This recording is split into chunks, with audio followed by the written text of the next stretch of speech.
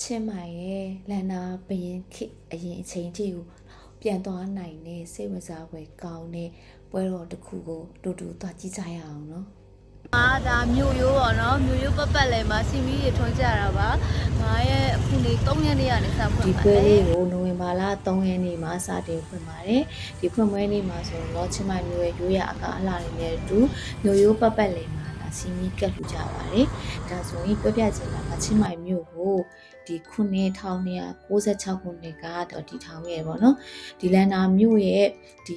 မြို့ရိုးဟာဆိုရင်ဆိုတဲ့စတူဒီယန်ပုံစံဆောက်ထားပြီးတော့ 1.6 ကီလိုမီတာခန့်ရှိပါတယ်ဒီမြို့ရိုးပတ်ပတ်လည်မှာဒီမြို့ရအရာပထမနေ့မှာဒီချင်းမိုင်မြို့ဘန်နာလူမျိုးတွေကနေပြီးတော့မြို့ရိုးမှာစီမီကတ်လူကြရပါတော့ဒါသူတို့ယုံကြည်ရာကတော့ဒီလိုစီမီကတ်လူခြင်းကို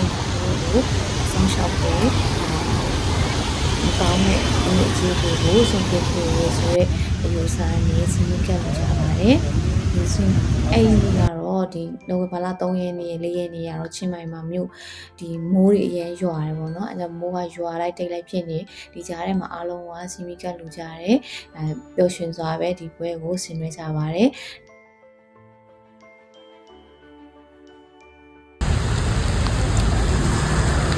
နောက်ထပ်အပိုင်းလေးတွေမှာတော့ဒီဒါပန်းစီပန်းလေးတွေကိုဒါရေနဲ့သမီးကိုပူဇော်တဲ့အနေနဲ့ဒါကတ်လူတဲ့ပွဲလေးကိုဆက်လက်တင်ပြမှာဖြစ်တဲ့အတွက်နောက် blog လေးတွေမှာဆက်လက်တွေ့ကြရအောင်နော်